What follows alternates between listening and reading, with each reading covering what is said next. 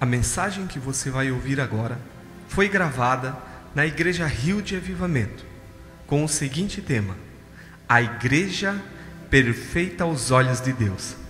Seja abençoado em nome de Jesus.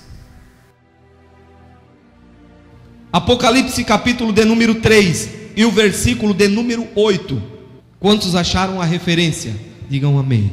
Conheço as tuas obras, eis que tenho posto diante de ti uma porta aberta, a qual ninguém pode fechar, que tem poucas força, entretanto guardaste a minha palavra e não negaste o meu nome. Vamos repetir esta última frase?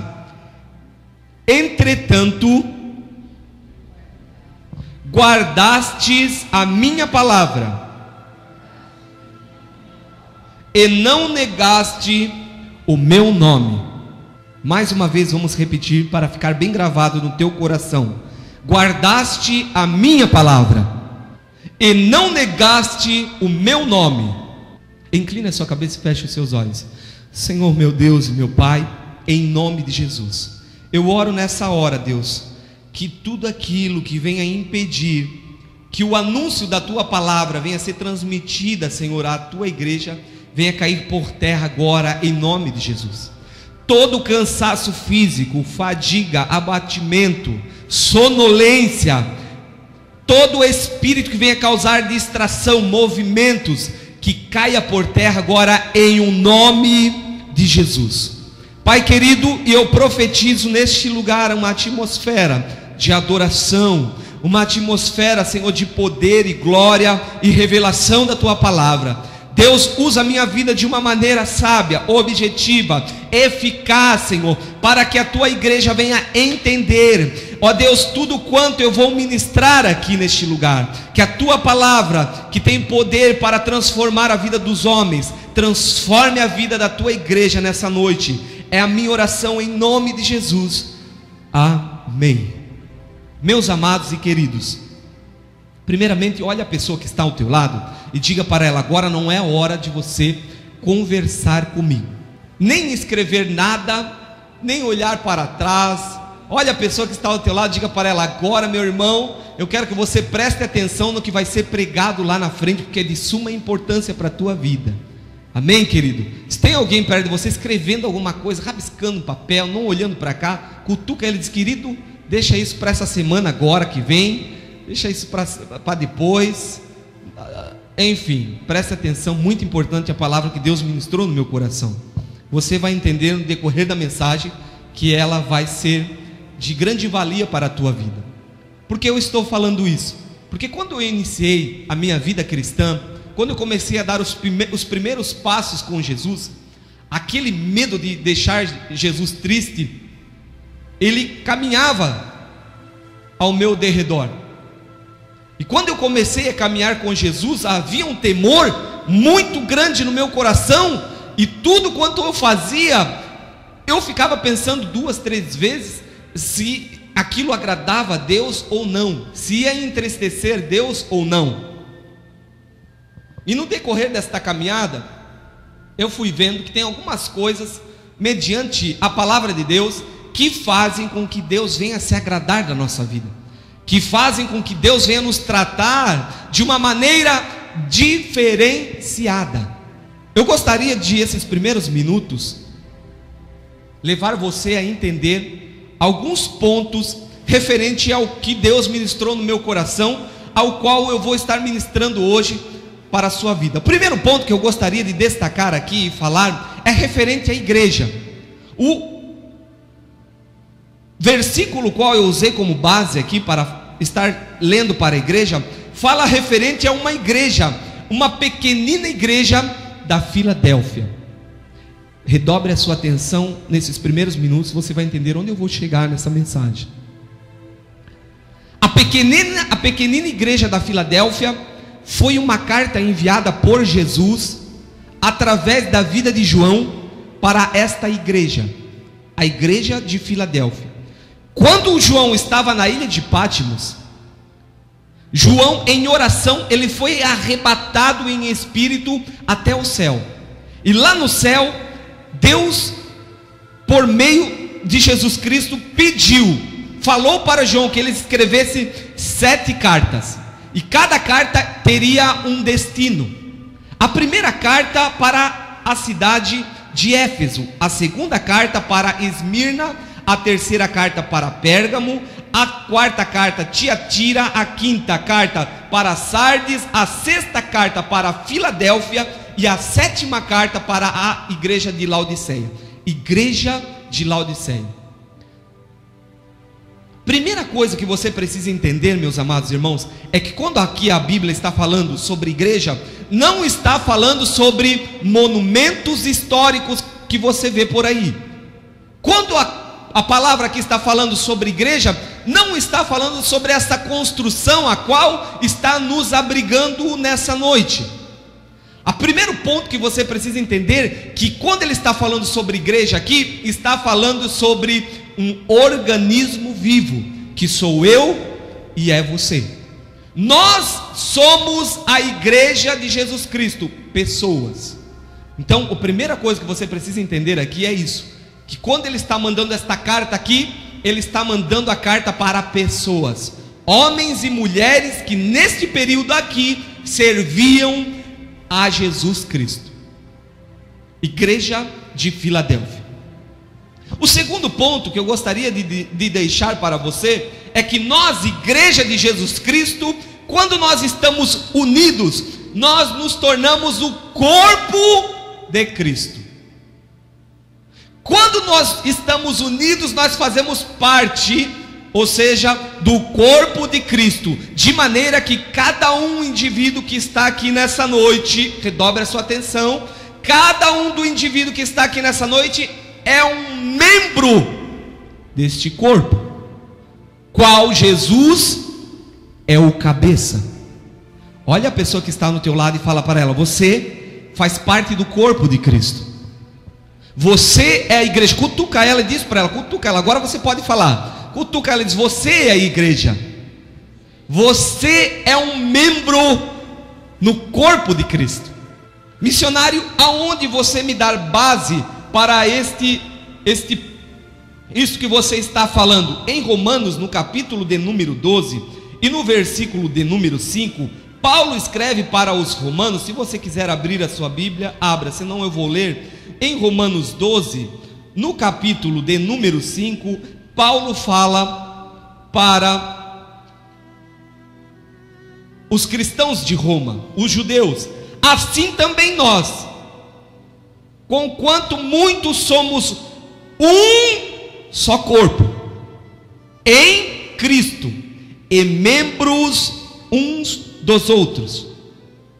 Depois, na carta que Paulo também escreve a Éfeso, no capítulo de número 5 e o versículo de número 30, ele diz o seguinte: ele diz: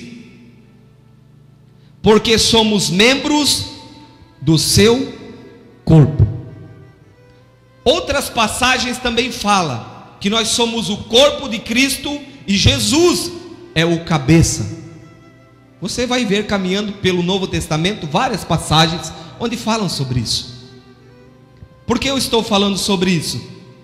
Porque se você não entender que você é a igreja, se você não entender que você faz parte do corpo, se você não entender que você agora é o templo do Espírito Santo, você só vai ter uma vida espiritual sadia e uma vida com Deus nos sábados e no domingo.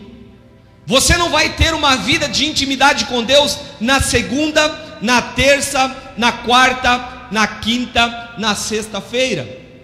Você só vai ter uma vida de intimidade com Deus quando você vier para este lugar. E daí a tua visão, o teu entendimento e o teu pensamento é que este lugar aqui é um lugar santo, que este lugar ao qual eu estou aqui em cima, o altar, é um lugar santo, que somente há santidade neste lugar aqui.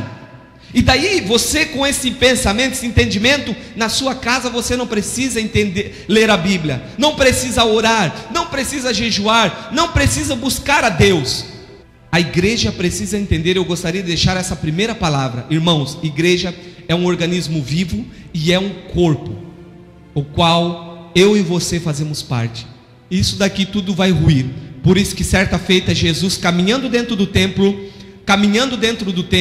presta atenção, eles falaram para Jesus: nós levamos 40 anos para construir esse grande templo.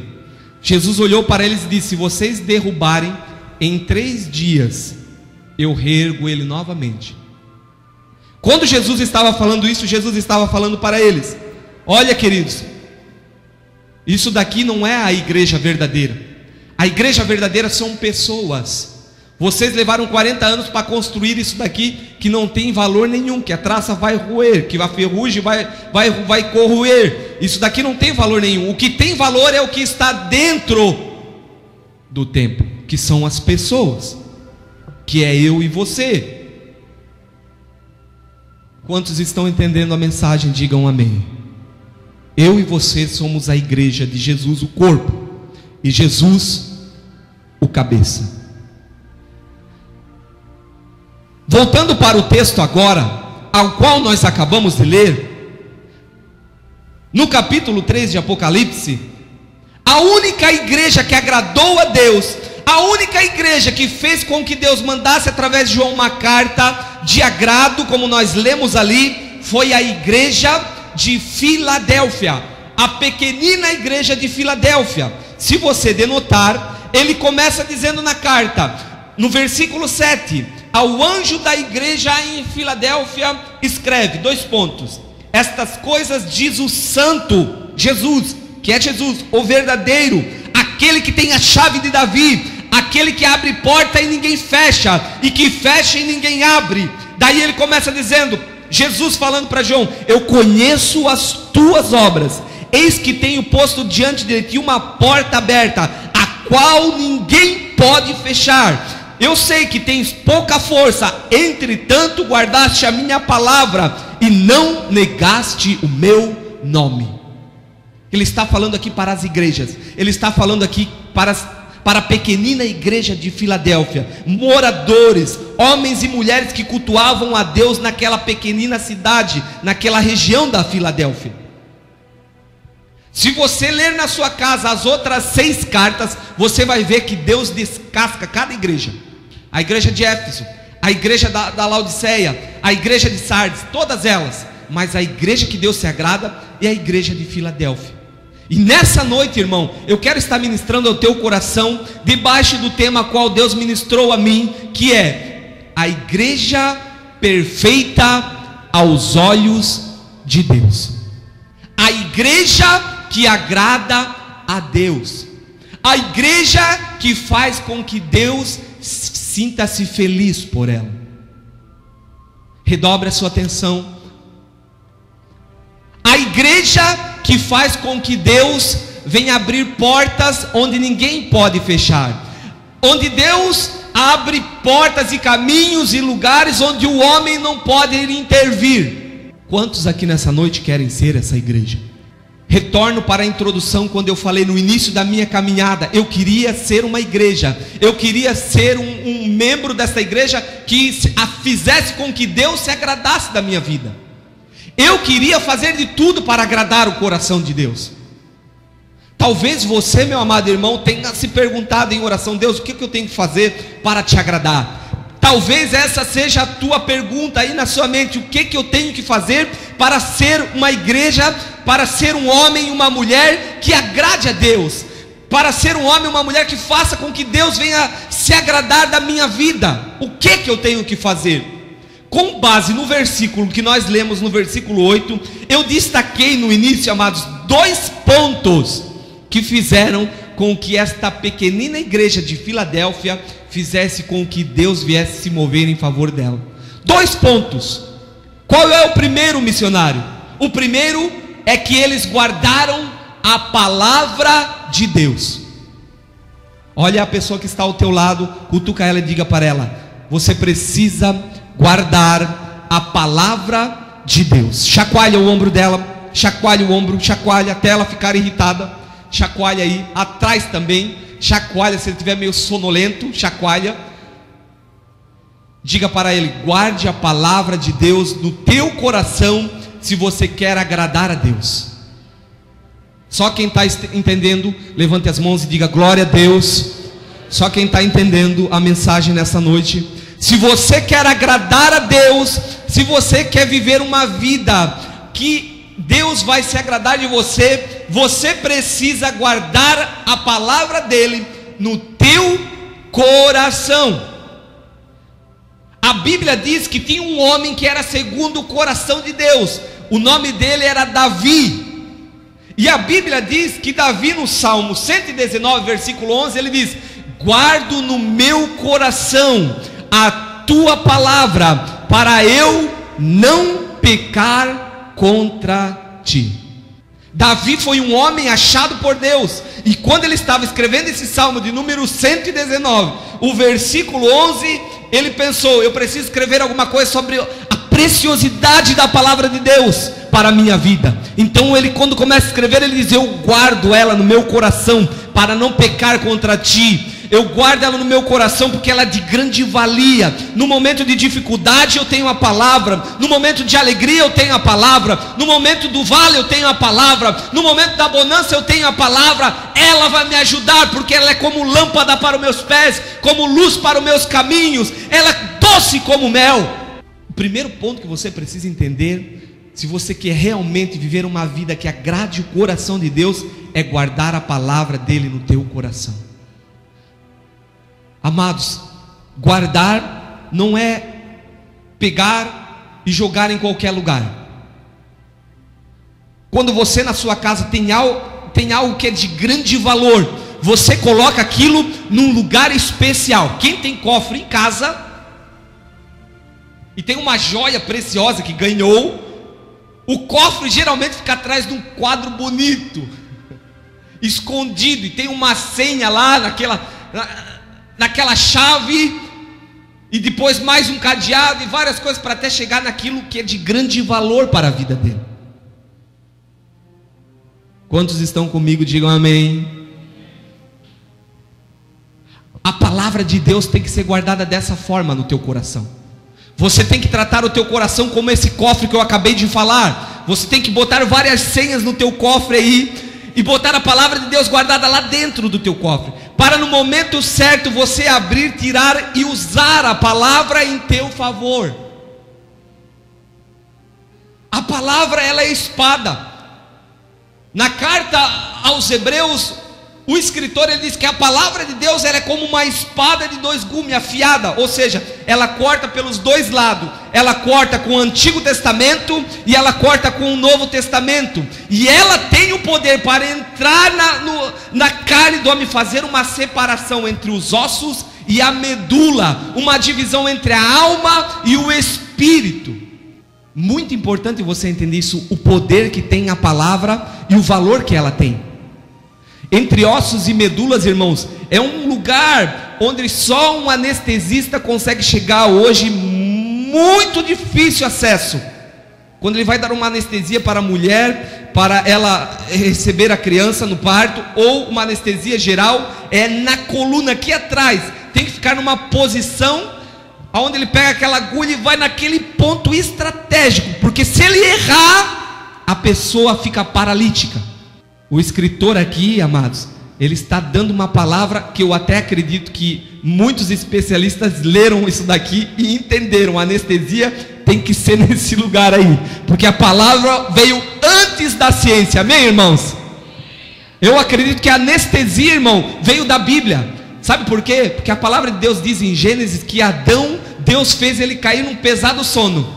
Ou seja, Deus deu uma anestesia nele, entrou com a palavra na costela do Adão, e Adão dormiu, e Deus tirou a costela dele e fez com que a Eva saísse dali. As leis hoje, tudo vem da palavra. As leis vêm da palavra. Eu estava lendo essa semana um livro, e nesse livro o autor estava dizendo que a igreja, a missão da igreja é pregar a palavra. A missão da igreja é fazer com que os homens carnais se transformem em homens espirituais. Que a função da igreja é transformar o homem terreno em homens que vão para o céu. Porque nós, a partir do momento que entregamos a nossa vida para Jesus, nós passamos de ser homens carnais para homens espirituais. E o que isso quer dizer? Que agora nós somos peregrinos nessa terra. Essa terra não nos pertence mais. É só alguns dias ou alguns anos e vamos acabar o nosso tempo aqui. E este escritor, um grande teólogo, Martin Lloyd Jones, ele estava falando que nos Estados Unidos se levantou um ministério, e esse ministério começou a fazer obras sociais. E chegado um dado momento, as pessoas não vinham mais para a igreja. As pessoas começaram a fazer as obras sociais e começaram a colocar desculpa, dizendo: agora nós não precisamos mais ir para a igreja, porque a prefeitura está fazendo essas obras sociais, ONGs estão fazendo, outros órgãos estão fazendo, então nós não precisamos mais fazer. E ele coloca muito clara a missão da igreja, falando que a igreja está para pregar a palavra e levar pessoas para o céu por meio de Jesus Cristo. Mas por que eu estou falando isso? Porque ele fala, meus amados, que foi a igreja que fundou o primeiro hospital. Ele falou: as pessoas têm que buscar na história para entender que foi a igreja que deu início à primeira escola. Tudo saiu de dentro da igreja. Depois o governo foi tomando conta, mas a igreja sempre dá o primeiro pé inicial. A igreja sempre inicia. Voltando para o texto, o primeiro ponto que eu quero dizer para você aqui, meu irmão: se você quer agradar o coração de Deus, guarde no teu coração a palavra dele. Guarda ela no teu coração. Cada culto que você vier aqui nesta igreja ou em qualquer outra igreja, não deixe a palavra entrar aqui num ouvido e sair pelo outro, e você deixar isso daí como folha lançada ao vento. Não deixa, mas guarda ela no teu coração, que vai ter um momento na tua vida que você vai precisar dela. E se você não tiver ela, você vai se ver em apuros. O segundo ponto que eu gostaria de destacar aqui, que fez com que Deus se agradasse da igreja de Filadélfia, foi que ela foi uma igreja que, mesmo sendo pequena, ela não negou a fé. Ela não negou, diz o texto. Tens pouca força, entretanto guardaste a minha palavra e não negaste o meu nome. Ela não negou o nome de Jesus. Mesmo sendo pequenina, mesmo tendo pouca força, ela continuou firme e fiel. Irmão, você que está aqui nessa noite, você pode dizer: eu estou começando agora a minha vida no cristianismo, pouco conheço da palavra de Deus, pouca coisa eu conheço, mas eu quero dizer uma coisa para você: se você tem a palavra dele no teu coração e você não nega o nome dele aonde quer que você vá, você é um grande gigante diante de Deus, e ele se agrada da tua vida. O que é não negar a fé, missionário?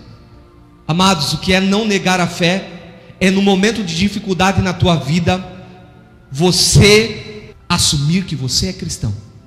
No momento de dificuldade na tua vida, você assumir quem verdadeiramente você é. Mesmo passando luta ou não, você não pode dizer que o culpado é a igreja, que o culpado é Deus. Não, querido, você precisa assumir que a culpa é sua se você está passando algo de errado.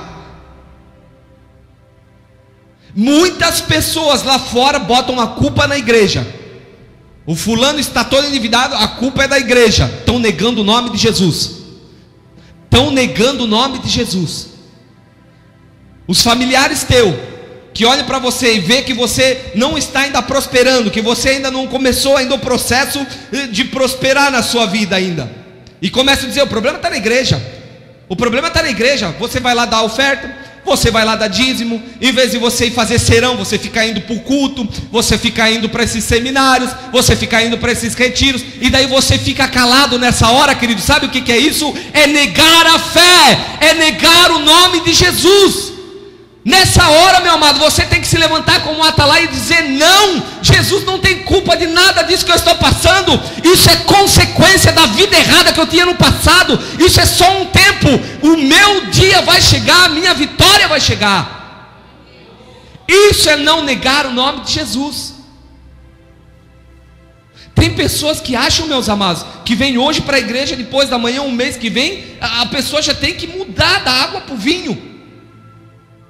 É um processo de transformação através da lavagem pela palavra. É uma consequência de uma vida íntima que ele tem com Deus. Ele vai ouvindo a palavra, ele vai ouvindo o evangelho. Aquilo vai trabalhando no coração, aquilo vai trabalhando no caráter, aquilo vai trabalhando na vida dele, vai lavando, vai purificando. Quanto mais ele vem para o culto, quanto mais ele está no corpo, quanto mais ele está na igreja, mais ele vai se aproximando da luz. E quanto mais ele vai se aproximando da luz, mais ele vai vendo a roupa dele como está suja. E ele vai limpando um pouco aqui, um pouco ali, um pouco acolá. E vai chegando cada vez mais perto de Deus.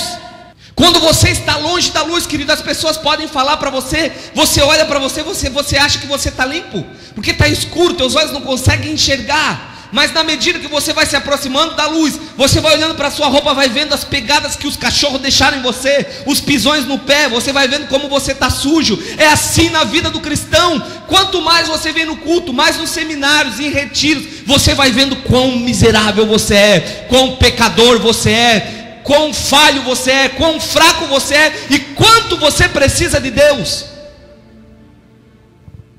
Eu estava conversando com uma pessoa essa semana e ele falou: estou conversando aqui no meu serviço, tem um ateu, irmão, ele não acredita em Deus. Eu falei para ele: ô irmão, ele só não acredita em Deus porque a vida dele deve estar uma bonança. Bota ele dentro de um avião, leva ele lá para uns 2, 3 mil pés, aí uns 2 quilômetros de altura para cima, aí chega lá em cima e diz assim: agora tu vai pular daqui sem paraquedas, te joga, vai. Irmãos, a primeira palavra que vai vir na vida dele é Deus. Deus me ajuda. Nessa hora, só é ateu, meu irmão, quem está na bonança. Pode ter certeza. Eu falei para ele: querido, tem que jogar ele, fazer um exame falso. Quer ver se ele é ateu? Um exame falso, dizer: está aqui, querido, tem câncer, acabou, é 2 semanas de vida. Querido, ele vai fazer campanha de segunda a segunda. Ele vai na igreja católica, na evangélica, na budista, no hinduísmo, ele vai acreditar.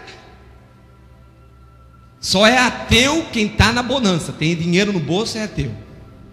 Mas a hora que pisar no calo dele, a hora que tocar no espinho dele, a hora que a água bater no nariz, que ele estiver assim, e a água está chegando ali, irmão, ele vai acreditar em Deus. Todos acreditam em Deus. Todos acreditam, ainda que não confessam. O que não confessa é porque ele é um orgulhoso. Aquele que não confessa é porque está longe da luz, está sujo, ele não vê isso. Mas vai chegar um momento na vida dele que ele vai acreditar em Deus. Abra sua Bíblia comigo lá em Atos dos Apóstolos. Eu quero reforçar isso que eu estou falando com base bíblica. Atos dos Apóstolos vem depois de João. No capítulo 4, versículo 19, 20 e 21. Irmãos, eu quero mostrar para vocês um exemplo de pessoas que não negaram a fé em Jesus Cristo. Para nós, um grande exemplo de não negar a fé foi o próprio Senhor Jesus Cristo. A Bíblia diz que no Getsemane ele suou sangue, mas ele não negou a cruz. Olha o que diz o versículo 19 a seguir.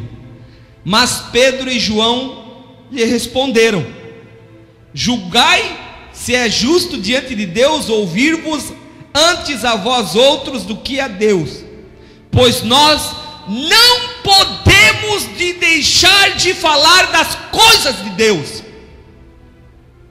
Depois, ameaçando-os, mais adiante os soltaram, não tendo achado com o que os castigar por causa do povo, porque todos glorificavam a Deus pelo que acontecera. Amados irmãos, sabe o que aconteceu aqui? João e Pedro foram batizados com o Espírito Santo, cheio de poder, eles saíram para pregar. Quando eles chegaram na sinagoga, tinha um homem ali, quase 40 anos, coxo, na porta do templo, pedindo esmola. Ninguém naquela época tinha poder para curar aquele homem, ninguém. Quando Pedro e João chegaram ali, eles disseram: eu não tenho nem ouro e eu não tenho nem prata. Em outras palavras, coisas desse mundo nós não temos. Eu tenho Jesus Cristo, em nome dele levanta e anda. Ele pegou na mão do coxo, botou o coxo de pé e o coxo saiu andando. O que aconteceu depois do coxo andar? Ele saiu correndo para dentro do templo. Aí os que estavam dentro do templo há mais de 40 anos, que não tinham poder para curar, que eram esses fariseus, mandaram chamar o Pedro e o João, e falaram para o Pedro e o João que eles não podiam mais pregar em nome de Jesus, que eles não poderiam mais falar em nome de Jesus, que eles não poderiam mais evangelizar. Aí Pedro se levanta e dá essa palavra. Pedro e João responderam: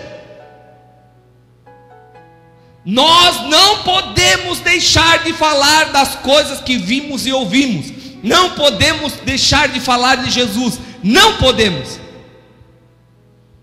Aí um pouquinho mais adiante eles continuaram a pregar. E daí em Atos capítulo 5, versículo 40, 5:40, olha o que aconteceu pela persistência de Pedro e João continuarem a pregar. No versículo 17, na minha epígrafe da Bíblia, no texto em cima já fala que a prisão dos apóstolos.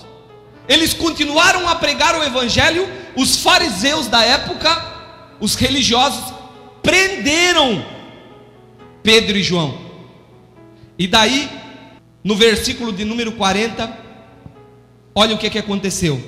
Chamando os apóstolos, açoitaram-nos e ordenaram-lhes que não falassem em o nome de Jesus, e os soltaram. E eles, Pedro e João, se retirando do sinédrio, eles, regozijando-se por terem sido considerados dignos de sofrer afrontas por este nome. Amados, eles mandaram soltar Pedro e João, mas antes eles apanharam. Eles foram chicoteados, eles apanharam, mas diz a Bíblia aqui no versículo de número 41, que quando eles estavam saindo do sinédrio, eles saíram festejando: apanhamos em nome de Jesus, aleluia, apanhamos em nome dele. Pode bater, em nome dele vale a pena apanhar, aleluia. É isso que aconteceu, querido. Eles não negaram o nome de Jesus. Olha o que diz o versículo de número 42: e todos os dias no templo e de casa em casa não cessavam de ensinar e de pregar Jesus o Cristo. Se você depois ler no versículo de número 7 do capítulo 6, diz: crescia a palavra de Deus em Jerusalém e se multiplicava o número dos discípulos. Também muitos sacerdotes obedeciam à fé. Até aqueles que prenderam ele, que começaram a se converter, porque olharam para eles apanhando, sofrendo, disseram: não pode, eles apanham e continuam falando desse Jesus. Só pode ser verdade se Cristo vive mesmo. E nos nossos dias de hoje, irmão, oh Deus, a igreja precisa voltar para esse tempo aqui, irmãos. Você não dá paz para o Senhor para um irmão, ele já fica com cara de vaca. Se tu não ligar para ele durante aquela semana, ninguém liga para mim. Se tu se esquecer de dar o parabéns no dia do aniversário dele, é motivo dele não ir na igreja mais. Não vou mais dar oferta e nem dízimo. Irmãos, nesse tempo aqui a igreja, ela tinha um amor incondicional. Nesse tempo aqui a igreja tinha um poder. Nesse tempo aqui a igreja de Atos dos Apóstolos, ela era temível. Ela era a igreja que a sombra de Pedro, diz a Bíblia aqui, ó, meus amados, no capítulo de número 5 e no versículo de número 15, diz que a ponto de levar os enfermos até pelas ruas, eles colocavam nos leitos e as macas, para que quando Pedro passasse, pelo menos a sombra dele batesse nas pessoas e as pessoas fossem curadas. Olha o poder que tinha a igreja. Ao ponto, meus amados, de dois líderes, Ananias e Safira, venderam uma propriedade, não devolveram a oferta, o dízimo que era para devolver na maneira correta. Diz no capítulo 5, que quando eles chegaram diante de Pedro sentado na cadeira, eles disseram para Pedro, ó, o valor da venda da casa. Pedro olhou para aquela pessoa, primeiro Ananias, depois Safira, sua esposa. Ele olhou e disse assim: por que você fez isso? Você acha que você pode enganar a Deus? Está no texto, capítulo 5. Amados, o poder que estava em Pedro, a unção era tão grande, que a Bíblia diz que primeiro Ananias morreu fulminado na frente dele. Buf! Está aqui no texto, capítulo 5, olha o poder que a igreja tinha. Depois de Ananias, veio a Safira, a mulher dele. Aí o Pedro olhou e falou assim: ó, tá vendo ali na porta, aqueles homens ali, foi eles que enterraram o teu marido. A mulher, a próxima, a esposa, também morreu fulminada. Os dois. Sabe por quê, amados? Porque a igreja de Atos dos Apóstolos aqui era uma igreja que agradava o coração de Deus. Era uma igreja que andava com a palavra no coração e não negava a fé. Era chicoteada, era presa, era caluniada, mas eles não negavam a fé em Jesus, não negavam. Eles tinham prazer e alegria em sofrer em nome de Jesus. Isso é tão verdade, amados, que Pedro, quando morreu, não sei se vocês sabem da história, mas Pedro, quando morreu, queriam crucificar ele igual Jesus, dessa forma aqui, ó. Na época, você olha nos livros e nos filmes do Mel Gibson aí, fora vai, vocês veem aquela cruz bem alta lá. Nada disso, aquilo ali é tudo conto de carochinha. As cruzes na época eram cruzes baixas, e as cruzes ficavam numa altura que todo mundo pudesse ver assim, ó, na altura dos olhos de um varão. E as cruzes não ficavam lá em cima do monte, lá no lugar deserto, não, era na entrada da cidade. Os ladrões, os que iam contra o governo, contra Roma, era crucificado e colocado nos portais da cidade, de modo que quando as pessoas chegassem na cidade, as pessoas olhassem, olha aqui o que eles fazem com quem vai contra Roma, com quem se rebela contra o governo. Tanto é verdade que quem ia ser crucificado na cruz de Jesus não era para ser dele. A cruz não era para ser de Jesus, era para ser de um que era o Barrabás, que era contra Roma, que ele era um rebelião, fazia rebelião, era um rebelde. A cruz era para Barrabás. Mas voltando à história, quando Pedro foi crucificado, amados, queriam crucificar Pedro igual a Jesus. Pedro falou: eu não sou digno de ser crucificado igual a ele. Vocês até podem me crucificar, mas eu tenho que ser de cabeça para baixo. Pedro morreu crucificado de cabeça para baixo, mas ele não negou o nome de Jesus. Paulo foi degolado, Jeremias cerrado ao meio, não negou o nome de Jesus. Hoje eu estava preparando o sermão, os pontos finais. Eu falei: Deus, eu quero mais uma palavra ainda para finalizar sobre o não negar o teu nome. Aí lá vem a minha filha: olha pai, a minha ministração que eu preparei para ministrar para as crianças. Eu falei: deixa o pai ver, lê para o pai ver, o pai vai gostar. Aí eu peguei o folheto para ler e comecei a ler. E ela falou: era uma vez um homenzinho chamado Daniel. Eu, aleluia! Era uma vez um homenzinho chamado Daniel. E o Daniel orava 3 vezes por dia. E certa vez o rei colocou uma lei que não poderia mais orar para nenhum Deus, somente para ele. Mas o Danielzinho continuou orando. Então o rei, aquele reizinho mau, pegou o Danielzinho e jogou ele numa caverna onde tinha muitos leões. Mas Deus mandou um anjo para guardar a vida de Daniel. E o aleluia, Deus, ele não negou o teu nome. Aleluia, ele não negou o teu nome. Amados, nós precisamos nesse tempo de uma igreja que não nega o nome de Jesus. Nós precisamos de Daniéis nesse tempo, meus amados. Nós precisamos de homens e mulheres que passem o que passar, sofram o que sofrer, mas não deixa de cultuar a Deus. Pode vir a tempestade, ele é crente. Pode vir a bonança, ele é crente. Está enfermo, ele é crente. Ele não nega o nome de Jesus. A família pode estar uma luta no trabalho, o patrão perseguindo, mas ele não nega o nome de Jesus. Dessa forma você vai alegrar a Deus. Dessa forma você vai fazer com que Deus se alegre da sua vida. Dessa forma você vai ouvir da parte de Deus: eu sei, meu filho, que tu tem pouca força. Eu sei que tu é pequeno. Eu sei, eu tenho visto as tuas obras, mas eu abro uma porta grande diante de ti, porta que o homem não pode fechar. Aleluia. Não nega o nome de Jesus, viu? Durante essa semana não nega o nome dele. Não negue o nome dele. Na luta eu sou de Jesus. No vale eu sou de Jesus. Tem dinheiro no bolso? Eu sou de Jesus. Não tem dinheiro no bolso? Eu sou de Jesus e ponto final. Ele está comigo no vale, na luta, na prova. Eu sou dele, ele é meu. E entre nós não há ninguém, não há separação. Dessa forma, querido, você vai deixar Deus de pé em tua vida. Quando falarem do teu nome, Deus vai se alegrar, o diabo vai se entristecer. O diabo vai... Eu já contei essa história aqui. É até cômico, é tragicômico, mas é uma história de fé.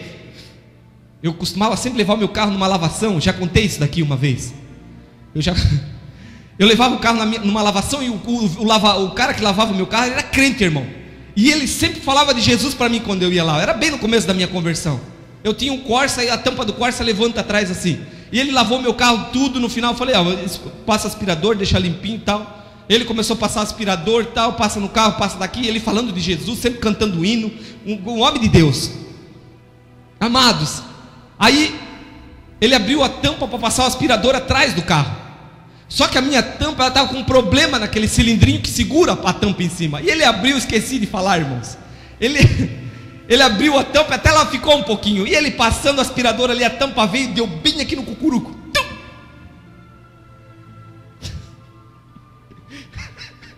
Você ri porque não é você, irmão. Você ri porque não é você. Irmão, eu fiquei olhando para ele, eu pensei, agora eu quero ver se ele é crente mesmo. Agora eu quero ver. Ele passou a mão na cabeça assim, glória a Deus, aleluia. Irmão, ele não negou o nome de Jesus. É na hora da luta, irmão, que tu vê quem é quem. É na hora do aperto que tu vê quem é quem, irmão. É nessa hora, irmão, na bonança, na alegria, irmão, da glória a Deus, aleluia. Para a direita, para a esquerda, com a musiquinha, é fácil, isso daí até um macumbeiro faz. Agora, irmão, no vale, tu vê quem é crente. Quando a casa começa a encher, levanta os móveis, glória a Deus, vamos dançar na chuva, aleluia. Aí é que tu vê quem não nega e quem nega o nome de Jesus, irmão. Aí é que tu vê. Desejo do coração de Deus, querida, que você se levante nesse tempo, como um Pedro, como um João, como uma igreja da Filadélfia, que não nega o nome de Jesus, e dentro do coração dele tem uma palavra. Coloque-se de pé em nome de Jesus.